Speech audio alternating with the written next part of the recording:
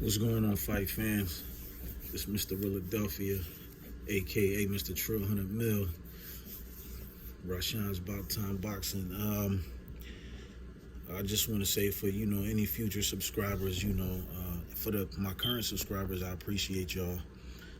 For me, it don't matter how many it is. I'm just glad to be able to share whatever content that I can about the fight game and about different fighters and different situations that's taking place in the fight game. I really appreciate the support. Just be patient. I'm not new to the fight game, but the YouTube channel thing, I'm new to that. So just be patient with me, and I'll be having a lot more content that I'll be able to share with you guys. I'll be posting. I'll be doing an interview with JARON Ennis' trainer, Derek Bozy Ennis, and with JARON's one of his brothers, Farah Quiet Storm Ennis.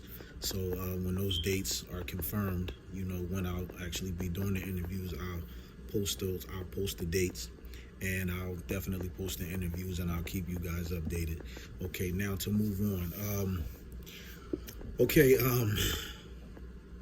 24 Jeezy. Listen, I appreciate you, man. You're absolutely right. Yeah, and Sean Porter definitely came up publicly and said that JARON Ennis was somebody he was trying to avoid. Robert the Ghost Guerrero and his father also said that they were trying to avoid JARON Boots Ennis. B. Romero, I agree, with most of what you said. You said that that he is about to fight Thomas Delorme. Yes, he is. They were scheduled to fight December 12th, but they pushed the date back to December 19th.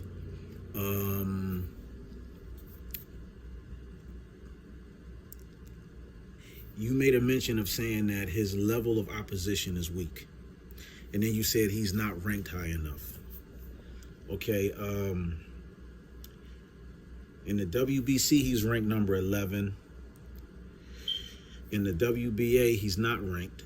Okay, the IBF, he's ranked number 10, and in the WBO, JARON Ennis is ranked number 11. Most of those divisions, Sean Porter is ranked 1 or 2. One of them he's not ranked in, if I'm not mistaken. It may be the WBA. I don't think Sean Porter is ranked, in that one. I'm not sure, but. And then you made mention about his.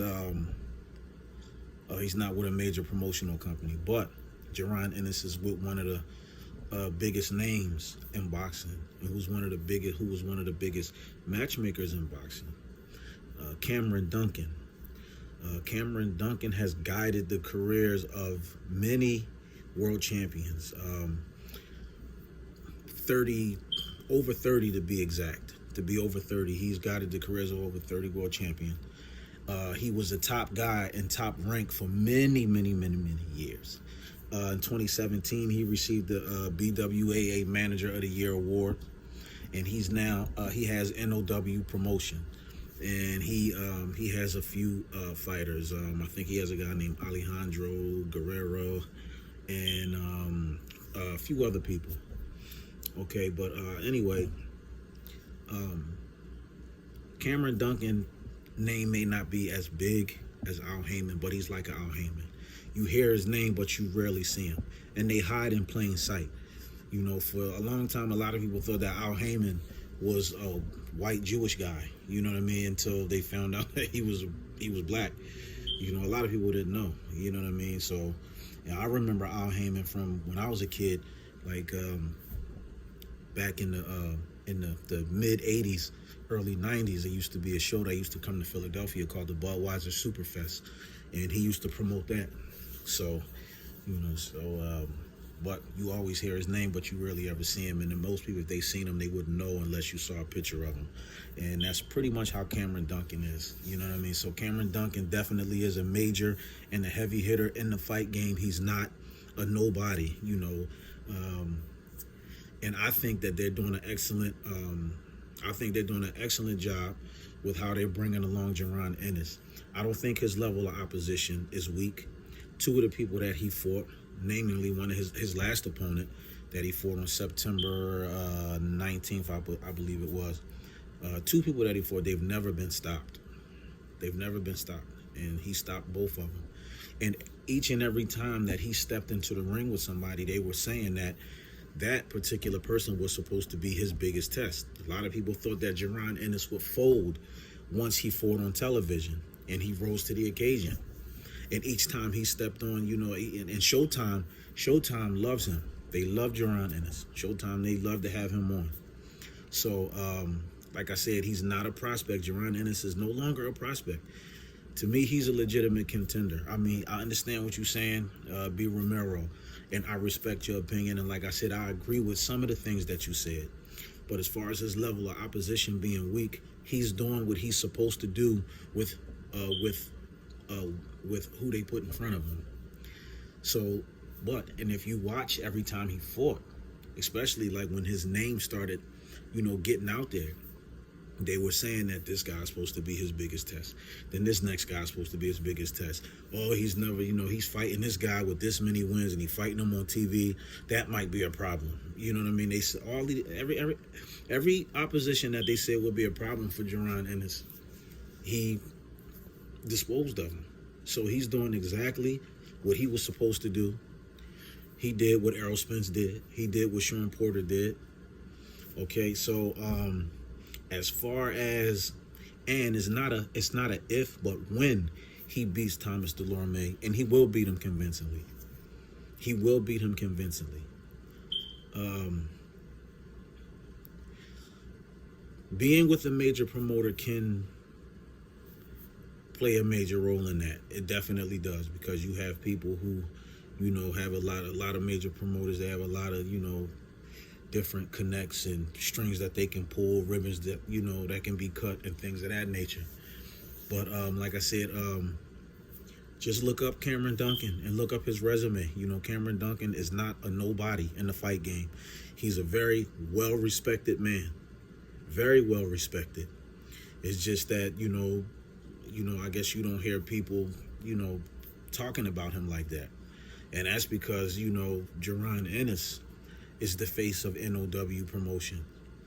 You know, the same way, you know about Floyd Mayweather, but it wasn't no Mayweather promotions at one point. And then once he got away from Top Rank and started promoting himself, and then the Mayweather brand, the Mayweather promotion started getting out there. So, so it's just a matter of time.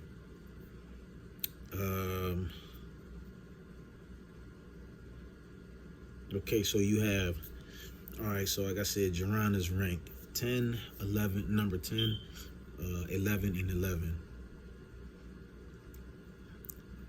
So he's ranked 3 out of 4 sanctioning bodies, the WBA, WBC, WBO, and the IBF. And Errol Spence holds 2 of those. Errol Spence actually holds 2 of those titles. So, and at one point, Jaron, not too long ago, as a matter of fact, Jaron Ennis was ranked, he was ranked 15 in the IBF. He was ranked number 15 not too long ago. And so now he's ranked number 10. And not too long ago, he wasn't even ranked in the WBC or the BA. He's still not ranked in the BA, but I mean in the WBO and the WBC, he wasn't even ranked not too long ago. So for him now to be ranked number 11 and 2 of them in number 10, I mean, it's only but so much. It's, you know, you always hear the thing about fighters saying that they want to fight the best that's out there.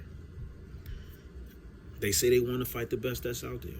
And I know at the end of the day it's about money too, because I don't know, you know, if, you know, people been inside the ring or not, but, you know, I used to box myself too, so I know what it's like to be in that ring. I know what the rigorous training and all that stuff, I know what that stuff is about. I know how grueling it can be, you know, the sacrifices and things of that nature that you have to make. Jaron Ennis has all the skills needed to be a world champion, a unified world champion, an undisputed world champion. And, you know, Just like, 24 Jeezy, he said it. He agreed with what I said. Because the thing is, now, like, come on. If JARON Ennis was a prospect that they could have thrown in there with one of the champions in order to make the champion look good, they would have used him in that aspect already, or would have tried to. But he's not that type, and you can't use him like that. So like I said, it's only just a matter of time before JARON Ennis gets his title shot, and I still stand firm on what I said. He should be a champion already. And if not, he should be a #1 contender for at least one of those belts. He should be. Look at his record. Regardless of what people may say about the opposition that he faced, the bottom line is that man has 26 professional fights with no losses, and he has 24 knockouts.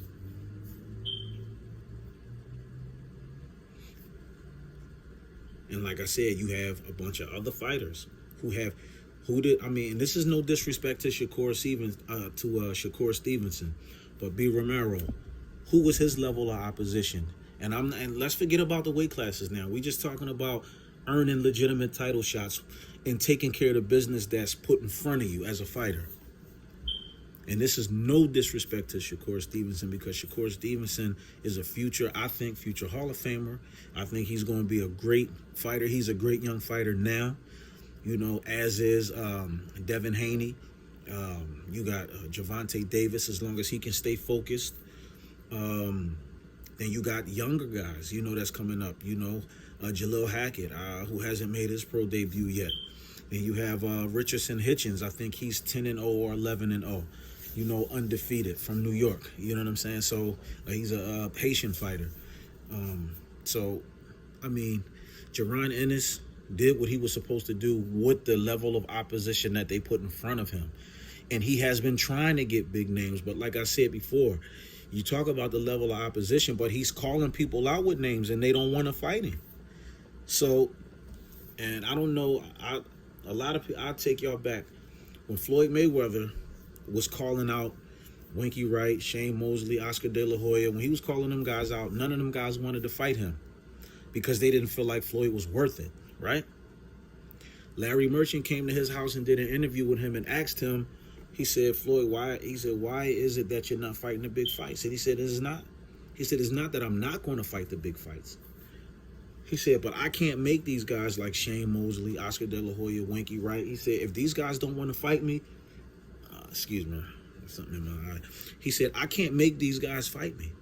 He said, so if the top guys don't want to fight me, he said, I'm going to fight the guys underneath them. And if the guys underneath them don't want to fight me, then I'm going to fight the guys underneath them. He said, I'm a fighter. I got a job to do. I got to stay busy. Can't put myself on hold, my skills on hold because these other guys with big names don't want to fight. I'm going to just keep beating everybody they put in front of me. And then, then the bigger fights will come. And then eventually, Floyd, became a world champion. I think at 21 years old, he won his first world title. And he turned pro at 96, I think. So like I said, JARON Ennis should already be a champion, or this fight should be a title shot. But, okay, he got to fight Thomas Delorme. So after he beat Delorme, then what are they going to say? Who's going to be willing to fight him?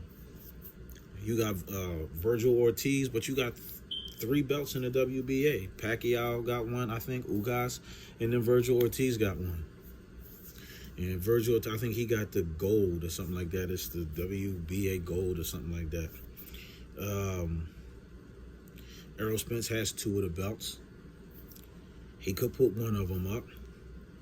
Crawford has the BA.